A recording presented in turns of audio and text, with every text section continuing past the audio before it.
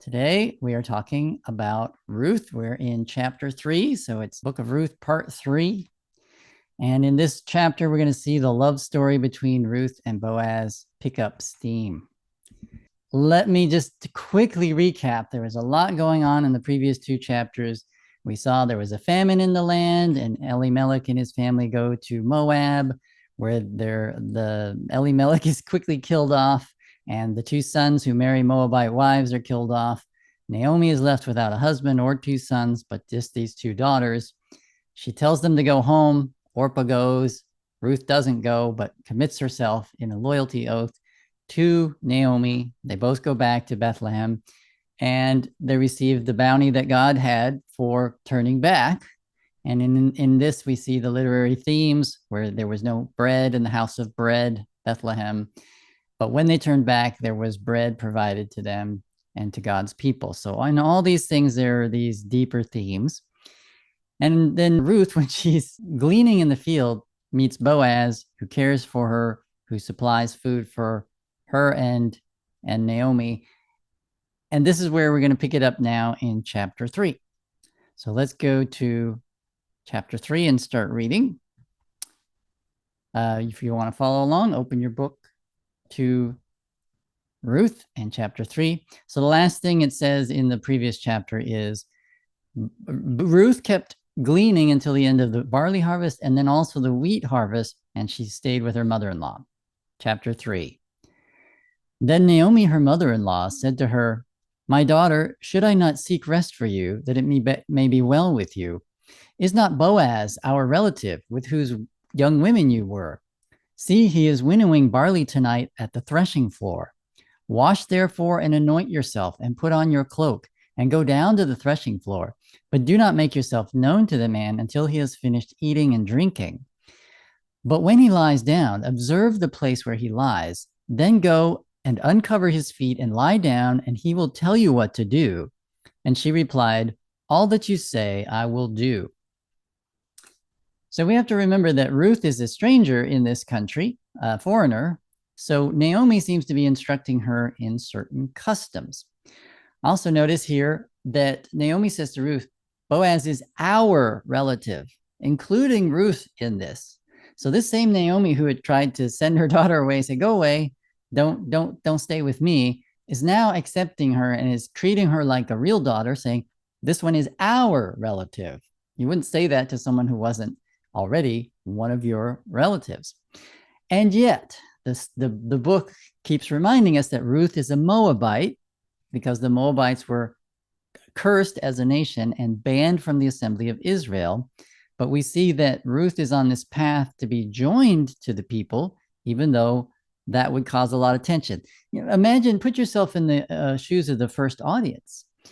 Having heard that the Moabites are a wicked, cursed nation, the daughters of Moab seduced our people and caused a plague and God's anger. To see this daughter of Moab being treated this way would cause a lot of tension. You see, this is what I'm trying to recapture so you can understand the story as its first audience would.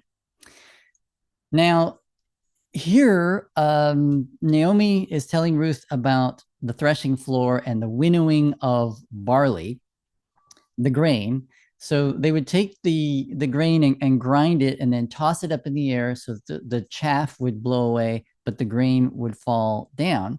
So let's take a look at some graphics to show what that's like, because the threshing floor and the idea of grain, of how the grain is threshed, is going to be important to what's coming up.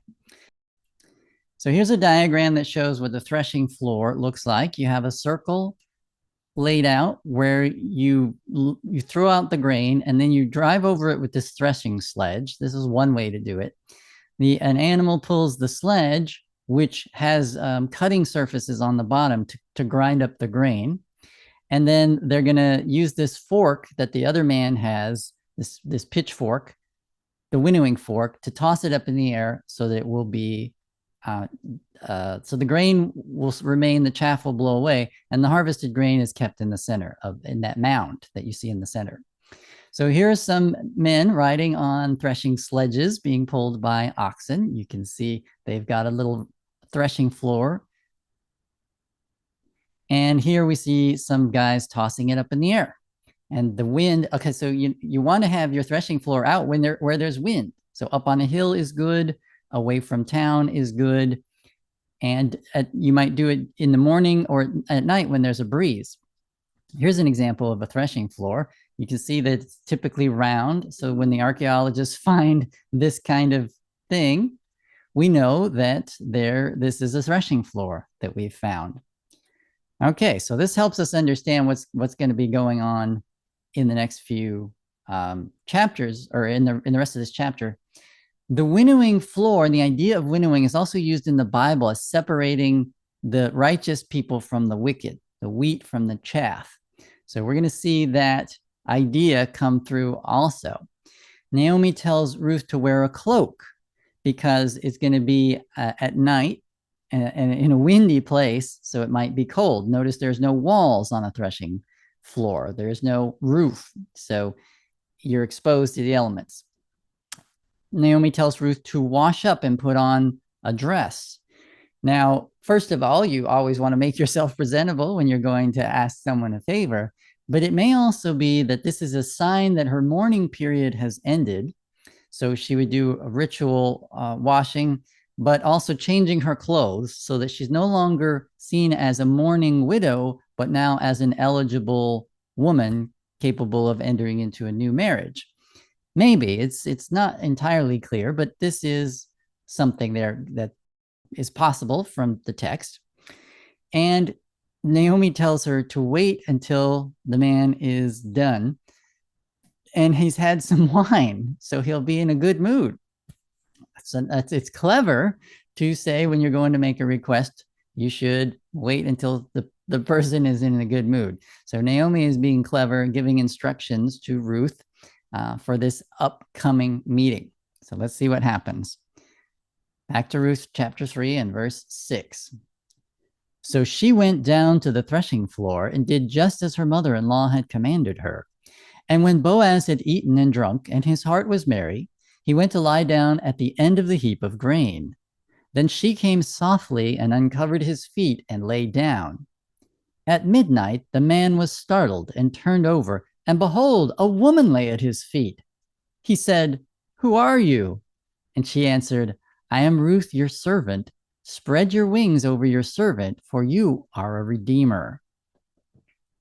Okay, that his heart was merry just means that he's had little wine. It doesn't mean that he's drunk. When the Bible talks about people who are drunk, it uses different language. When you have a good harvest, this is when celebration happens because you know that you've got a good supply of food, so you can splurge a little. In a lean year where you didn't have a good harvest, you would cut back on the feasting. But clearly, this is a good year and a good harvest because Boaz is taking some wine with his food. And to let the wine make you merry is not a wicked thing. The Psalm 104 actually says God has given wine to gladden the heart of man. So this is the state that Boaz is. So he lies down near the heap of grain. Remember, this threshing floor is out in the open. So the grain is very valuable. So to prevent thieves, somebody needs to guard the grain overnight. It's likely that his young men, his servants, will come back in the morning with a wagon to load up the threshed grain, take it back to a silo or barn on his property. So it'll be safer there. But during this nighttime, he's going to sleep by it and he's on guard duty. So you see, Boaz doesn't let his hired people do this. He does this himself. It again shows he's a responsible, godly man of good character. It says in the text that she approached softly. Now, the word in Hebrew that's translated here softly is actually in secret. She's sneaking up on him because remember, the threshing floor is out in the open. She's waiting until he's asleep. This is the plan that Naomi has put together, and we can see that it's kind of a private, secretive meeting that's been carefully arranged, right? It's carefully arranged. So she comes in secret. And this is common in romances, right? Think about how Romeo and Juliet slip away from their chaperones to meet privately. Why do they have chaperones? Because young men and women are not supposed to be left alone. Romeo and Juliet are very young. But there's always in a romance, someone has arranged a secret meeting, a private meeting between the boy and the girl to see if this romance is going to bud. And this is what we see happening here, typical of many romances. And Ruth has Naomi as her mentor to tell her what to do. This is also common in romances. One party or the other has a teacher telling them, go here, do this, arrange this, the matchmaker kind of thing. Cinderella's fairy godmother tells her, go to the ball, wear this dress, put on these glass slippers, etc. So this is very typical of a romance. And it's interesting because the book of Ruth is one of the earliest written romances that we have. Previously, Song of Solomon had been considered one of the earliest written romances, literary, but we found caches of other stories from history. So there's some that are older, but this is really one of the very first. And it kind of sets a pattern that we see met by other romances. So that's wonderful. Okay, it says that she uncovered his feet. And we don't quite know what this means. It's some kind of idiom. Perhaps the idea is to expose his feet to the air so that would wake him up.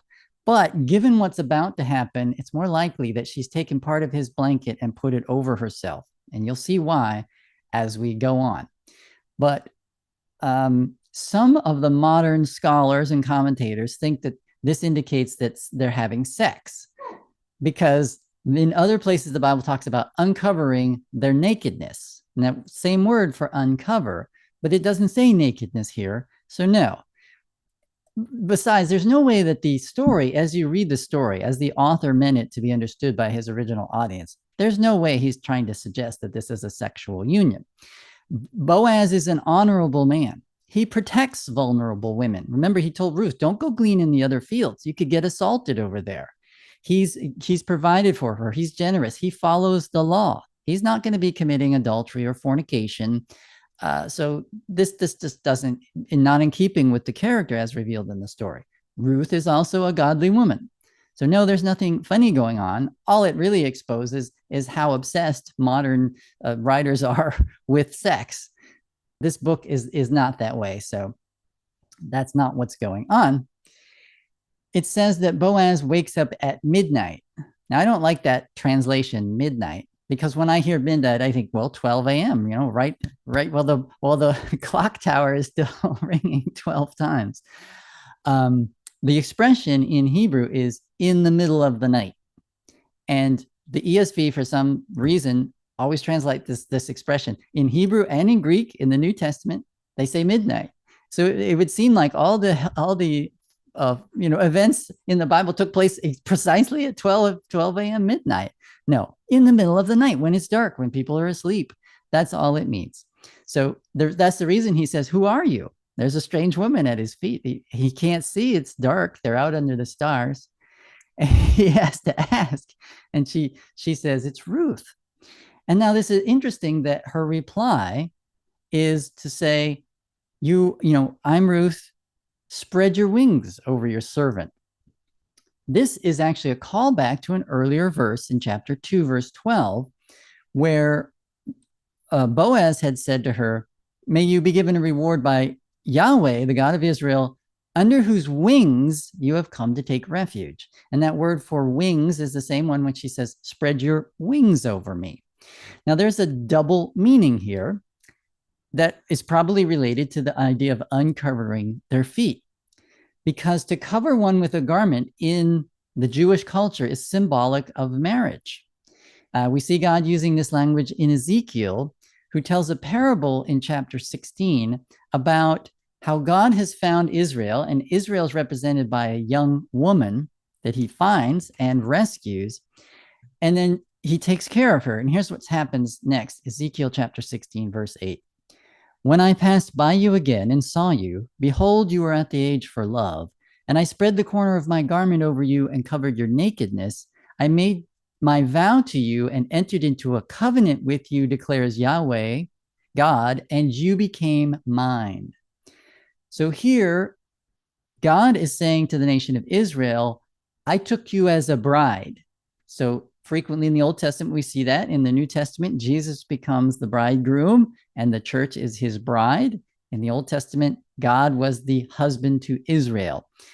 And he says, I covered your nakedness and I spread the corner of my garment. Now, that phrase, corner of my garment, is a translation of wings. I spread my wings over. It's the same word in Hebrew that Ruth is using in our passage to say, spread your wings over me because you are a redeemer. So as I say, there's this double meaning here that relates to Jewish wedding ceremonies. And now I want to show you some of what that looks like.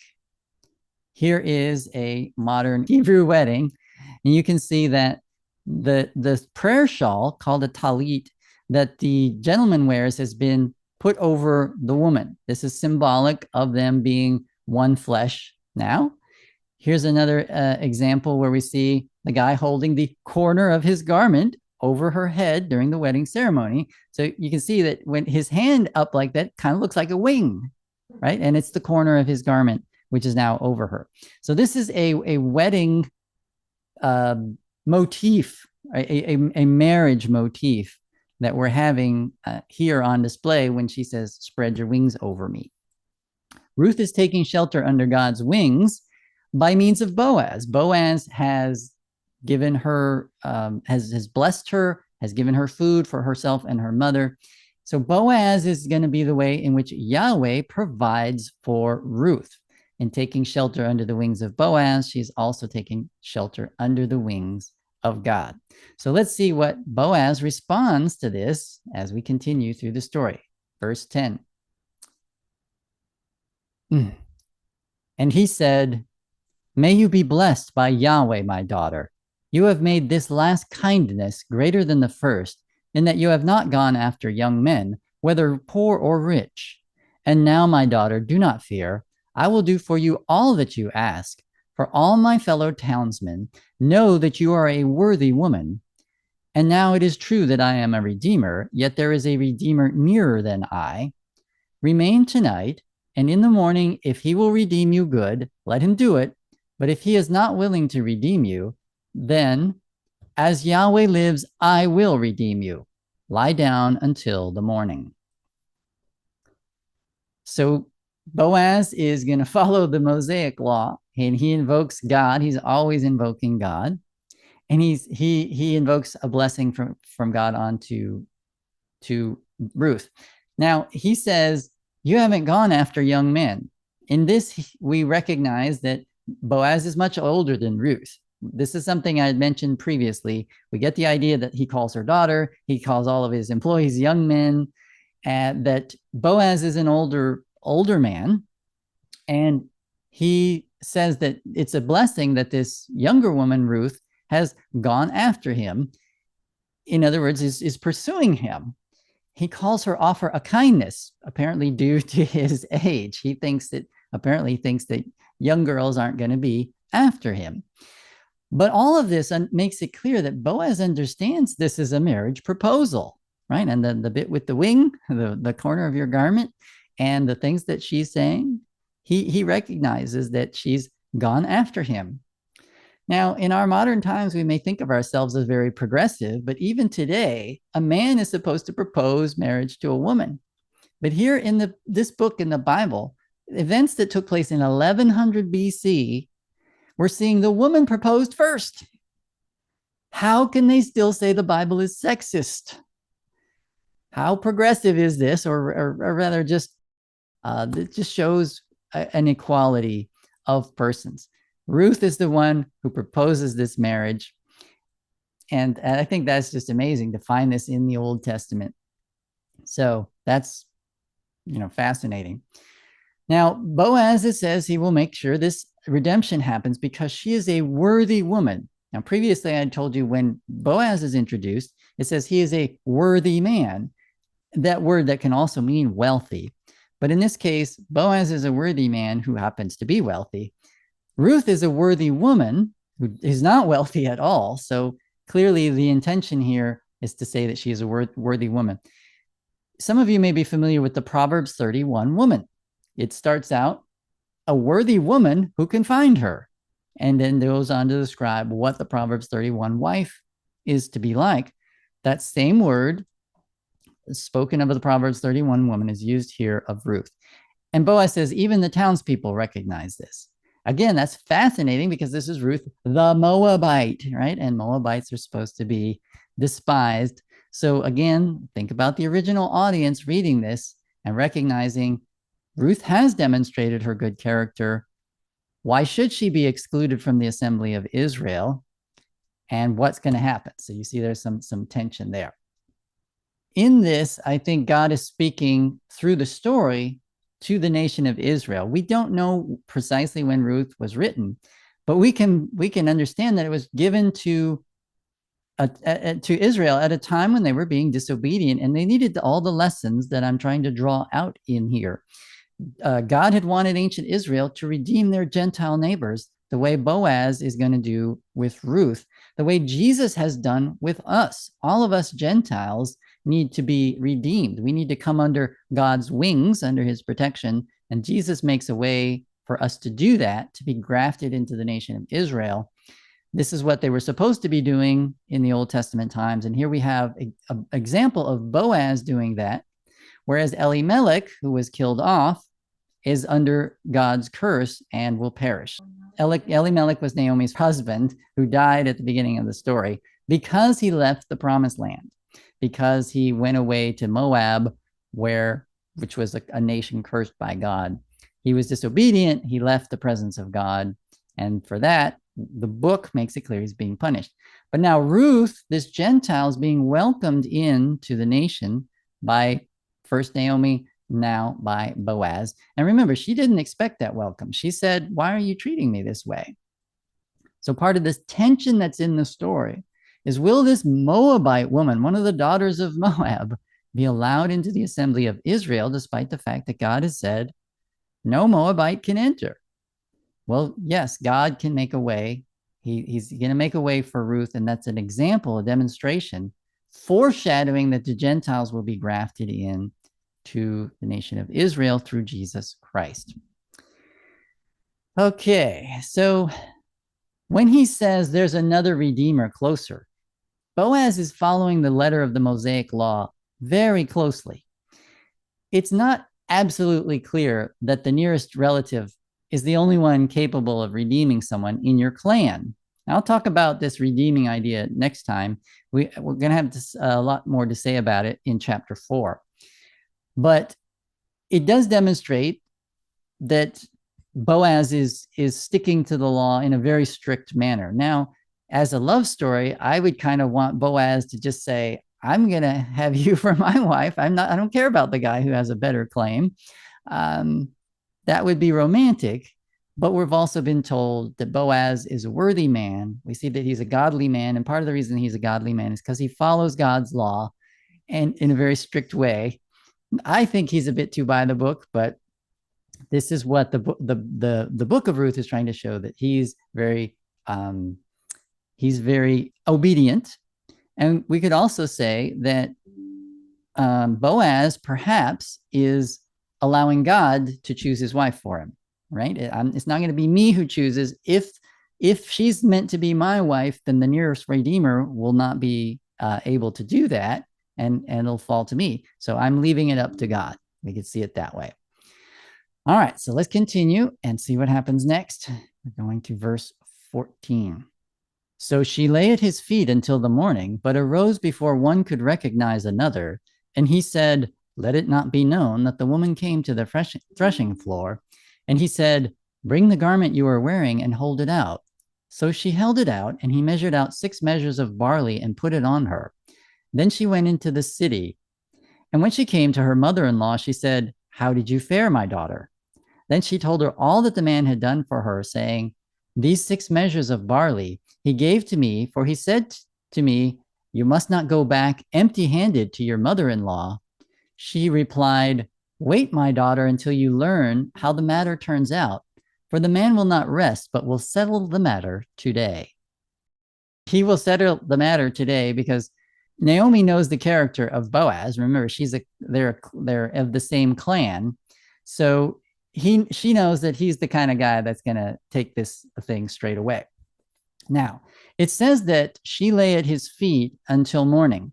So again, this is not a sexual encounter. She's not laying next to him. It didn't say they lay together or he lay with her, the kinds of things that the Old Testament uses to describe sex. It's just she lay at his feet. And if we're wondering why didn't he send her home, it's because it's dark. Remember, out on the middle of nowhere, he doesn't want her traveling alone. She's unaccompanied. But also we see just as Boaz is lying there guarding the grain, he's lying at the foot of the grain pile to guard it because it's valuable. He's also lying next to Ruth, guarding her because she's a worthy woman. She's a valuable person.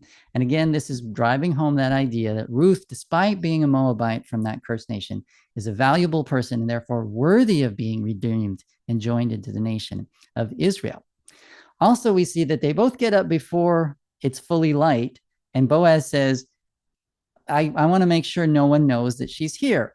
That might seem like they're sneaking around, being deceitful, but actually, he's probably concerned for her reputation because here we do have a man and a woman sleeping, out alone into the stars overnight with no witnesses. Now, these are grown people. And as I was saying, they're also respectable people. But in any culture, a woman's reputation could be ruined by such a thing, even by innuendo and talk. And since the servants are probably coming to pick up the grain, he sends her away and before anybody can spot her and start talking out of school, because of course he's also going to he's planning to marry her. So it's all on the up and up. Now, Boaz gives her another bit of grain for herself and Naomi. But since we can see this whole thing as a betrothal ceremony, there's a kind of price paid. Now, this is not the bride price, but it's kind of some earnest money. These days we use an engagement ring. Sometimes it just symbolizes the payment that used to be made to the bride or to her family as earnest money, saying, I'm guaranteeing that this wedding is going to go through. So I'm not wasting your time, and I have some skin in the game. The husband to be would provide some earnest money or something. So this is confirmed when Ruth goes to Naomi and says, he told me not to return empty-handed. So Naomi is benefiting from the food, but also this payment is going to Ruth's guardian, this earnest payment. Okay, so there's all these wonderful things are going up. Now, there's a certain tension here in this story regarding Boaz. He's an older man, but still single. He's godly, kind, generous, thoughtful, hardworking. He cares for women and protects the vulnerable. He's a wealthy landowner. What's wrong with this picture? Why isn't this guy married? Especially in a culture like that, where having marriage, having sons and children is a blessing. What's up with Boaz? He says he's older, but how did he get to be older without being married? Is he ugly? Even that wouldn't be a detraction if he's a wealthy, kind man. Is he deformed? Well, no, that's not likely, because in those days, such people were considered cursed by God, and he wouldn't have the kind of power and influence that he seems to have. So the book doesn't really say why. We can only speculate, but I would suggest perhaps he's waiting for the right woman, and he's hoping that God will provide, and indeed God is providing. He's looking for a worthy one, and in Ruth, she is a worthy one. So this brings us to the end of chapter 3, and it sort of ends on a cliffhanger. Will the other Redeemer take Ruth as his wife and spoil the budding romance? It creates some narrative suspense. And this is important in a book like this, because one of the things that struck me as I was rereading Ruth and thinking it through is there's no villain in this story. Not a proper villain, someone that you can hate and say, oh, boo, that guy is the bad one. It reminds me of the musical Oklahoma, which is a similar kind of story. It's a pastoral, takes place in an agricultural environment. And there's a love story, a boy and a girl. But there's not a proper villain. You could say that Judd Fry is a villain, but he's not much of a villain. He's not very threatening. He's just kind of pathetic, honestly. It's the same here. Ruth and Boaz don't really have a villain of the story. Instead, as in other romances, there are circumstances and actions of other people that threaten to break up the happy couple. And this redeemer then becomes a potential threat to their romance. So again, this is very common as in other romances that we still see these same ideas today. Okay, so now I want to draw out one of the themes that's in here, and that is about one of the missing characters. You might think that you've met all the characters, but there's one that we haven't talked about that, and that's the character of God, who is present in the narrative, but not in an obvious way. You know, I saw an article from patheos.com where this one guy who called himself a progressive Christian, whatever that means, he says, I like the book of Ruth because God never makes an appearance. Well, I would say you're not reading it right if you don't realize that God is all throughout this book and he's present there. If we go back to the beginning, in verse 1, it says, in the days when the judges judged, there was a famine in the land. Now, why would there be a famine in the land? Because Yahweh is faithful to his promises, and he had promised the people blessings for obedience, cursings for disobedience. So I want to look at one of those passages that we find in Leviticus chapter 26, where God describes about blessings or the cursings, the punishment for disobedience. And if we go down to verse 19, over here it says, of the cursings that will come on them, and I will break the pride of your power, and I will make your heavens like iron and your earth like bronze, and your strength shall be spent in vain, for your land shall not yield its increase, and the trees of the land shall not yield their fruit. So that sounds like famine to me. In verse 26, it says this, when I break your supply of bread, 10 women shall bake your bread in a single oven, and shall dole out your bread again by weight, and you shall eat and not be satisfied. So why might there be a famine in the land, in the house of bread? Because God had promised famine and breaking your supply of bread if you were disobedient. So because we know in the time of the judges, people did what was right in their own eyes. They were disobedient, rejecting God as their king. This is the result.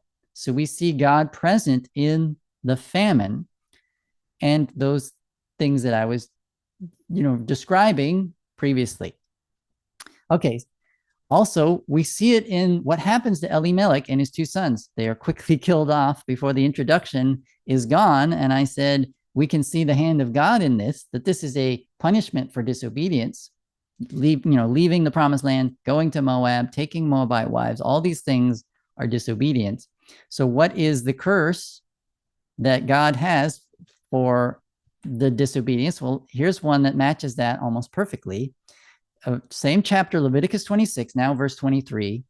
And I will scatter you among the nations, and I will unsheath the sword after you, and your land shall be a desolation, and your cities shall be a waste.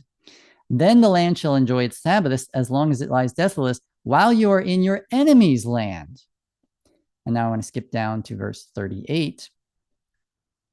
He says, and you shall perish among the nations, and the land of your enemies shall eat you up. So one of the curses was God would send you to the land of your enemies, and there you would perish, you would die. That's exactly what happens to Elimelech.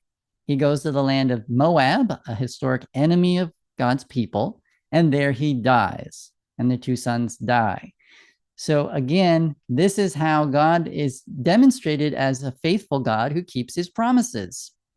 And so God is present in the narrative. Now, in the same chapters, God is constantly saying, if you turn back, I will heal you. I will receive you. I will restore you. And we see this happens in the book of Ruth when Naomi decides to go back to the promised land. She turns back, and this word turn can be used of repent in the Old Testament. So Naomi is the wayward sheep who's come back to God. Naomi never loses her faith in God, even though she thinks God's hand has gone out against me. She thinks that these troubles this grief that she's had is from God. So what happens when Naomi turns back? Well, we see that in Ruth, near the beginning of Ruth, in chapter 1, verse 6. It says, when she arose with her daughters-in-law to return from the country of Moab, she had heard in the fields of Moab that Yahweh had visited his people and given them bread. The ESV says food, but the word is bread. So that whole bread motif.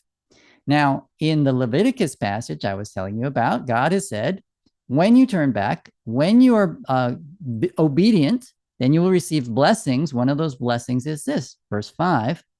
Your threshing shall last to the time of the grape harvest, and the grape harvest shall last to the time for sowing, and you shall eat your bread to the full and dwell in your land securely. This is exactly what we see happen to Naomi. She goes back to the land, there's bread, there's harvest, and she dwells securely. So because all this in Leviticus, in the law books, the Torah of Moses is happening, is playing out in the life of Ruth and Naomi, we see God is being revealed in the book of Ruth. His character is to be faithful to his promises, both the promise to curse you for disobedience and bless you for obedience, and to receive you back, even if you've been disobedient, and restore you when you turn back to him. And of course, we can take that as a lesson for us. We are God's people now. He still has cursings for our disobedience, blessings for our obedience. Maybe not all of them are in this life. Some of them wait till the next life. Another thing that we see mentioned in the Old Testament about God is about his steadfast love or loving kindness. God is a merciful God and gracious, slow to anger, and abounding in steadfast love. That word translated steadfast love from the Hebrew is chesed. So it's also translated loving kindness in the King James Bible. And this concept, not only the concept, but the word chesed appears several times in our book of Ruth. Let me show you one of those in Ruth chapter 1 and verse 8. Naomi, as she's trying to send her daughters away, says, go, return each of you to her mother's house. May Yahweh deal kindly with you as you have dealt with the dead and with me. The word translated kindly is chesed, God's loving kindness. It literally says in the Hebrew, may God make loving kindness with you. May he make chesed with you, show you his grace. As you have shown to me and to the dead. She's referring to her husband and 2 sons who are dead. She's saying, you, Orpah and Ruth, have shown that chesed, that love that God has. You've shown that to me and to my family. Wow, that's amazing. These daughters of Moab, again, as a Jew, you would be thinking, those are witchy, seductress women. But here they are showing the kind of chesed that God is well known for. How shocking would that have been to the original audience? And in this, we see how God is showing his chesed to Naomi. Despite the fact of her tragedy, she's blessed by these 2 daughters who have been kind. And she's doubly blessed by Ruth, who makes the loyalty oath, and it just won't go away, but is going to bless her in a much bigger way, as we'll see by the end of the story. So in all these things, we're seeing God, the kind of invisible character in the background, who's in charge of all these events. God is sovereign over history, but allowing people's choices to decide what they receive. And God is faithful, and yet he's a God who shows steadfast love and is slow to anger. He doesn't destroy Naomi for following her husband into the land of Moab. He allows her to come back, and because he knows that she will repent and return. Now, in her loyalty oath, that Ruth makes to Naomi, she says, your people shall be my people, and your God will be my God. In this, we hear an echo of one of God's promises. God had said to the people of Israel, you shall be my people, and I will be your God. So God has made a loyalty oath to Israel. And when we see Ruth making a loyalty oath to Naomi, an Israelite, there's a reflection there. showing that this Moabite woman is worthy. And she's got this, she shows the love that God shows. She makes the kind of oath that God makes, and she shows the kind of faithfulness that God has. In all these ways, it's demonstrating Ruth is a godly woman, but also that God, his light shines into the world, and even the Gentiles can see it and respond to it. The book of 1 John says, we can love because God first loved us.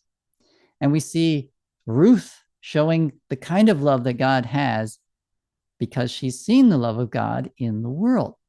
So this is beautiful because it teaches us about God's character and what it is that we should be doing. We should all be reflecting the chesed that God has for other people.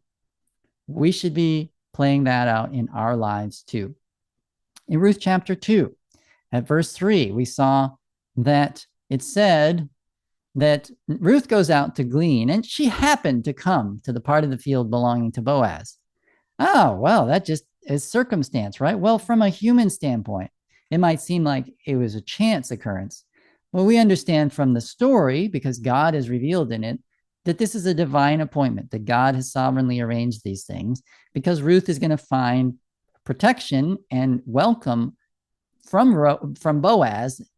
And this is how God is blessing her for wanting to join into the covenant people of Israel. So God shows chesed to Ruth by bringing her here and introducing her to Boaz. And he shows chesed to Boaz by blessing him with a worthy woman in Ruth. And he shows chesed to Naomi by blessing her with the daughter Ruth and with this new son, Boaz.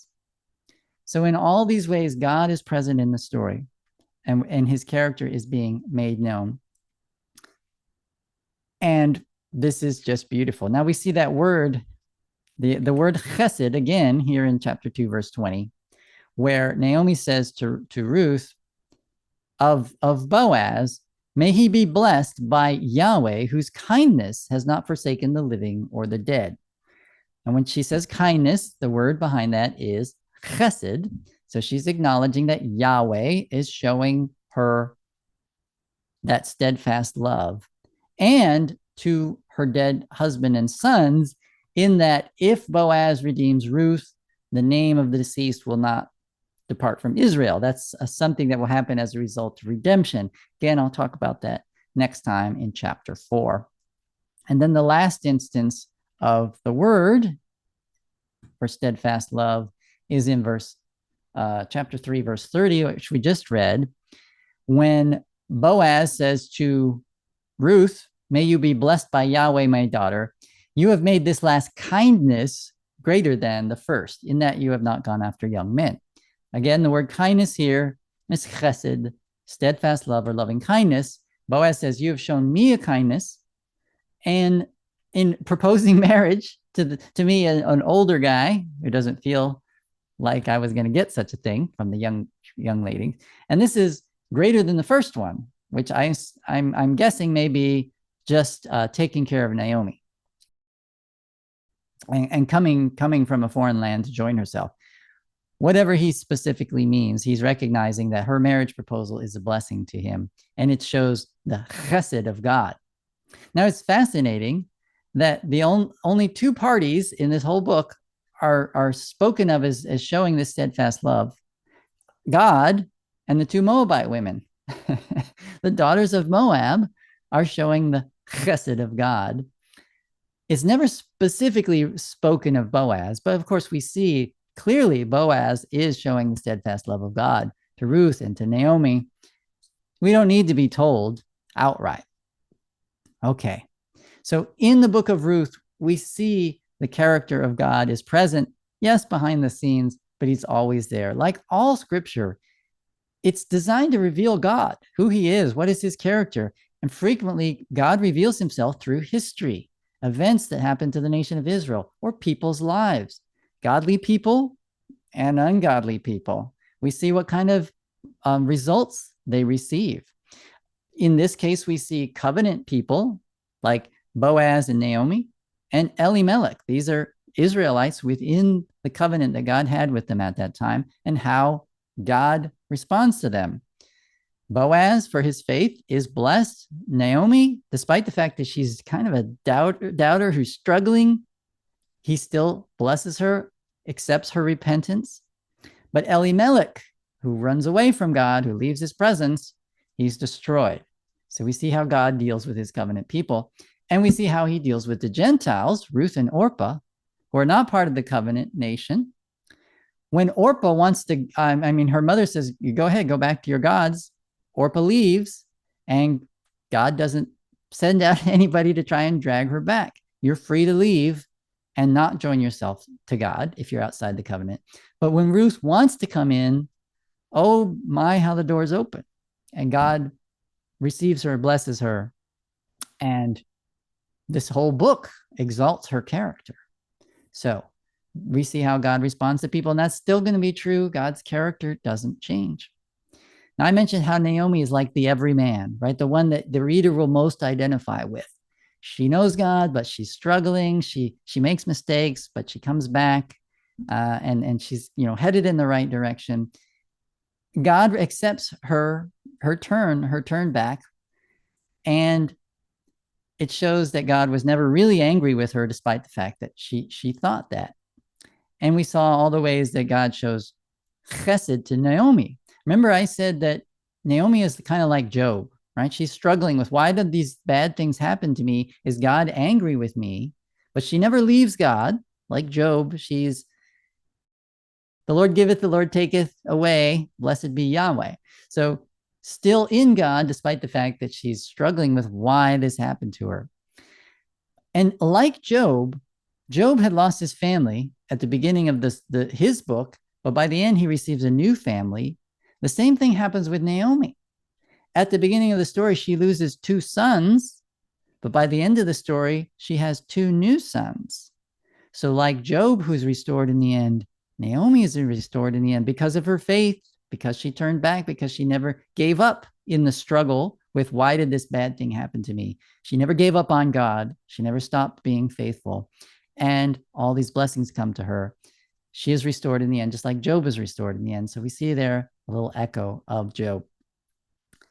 And so in all these things, there are lessons for us about who God is, what he's like, and how he deals with us. And we should act appropriately, knowing that God is still the same. So that's the book of Ruth, chapter 3. Next time we'll do chapter 4. Now I'd like to hear your comments and or questions. I want to know what happens with Ruth. Yeah. You got to continue Ruth.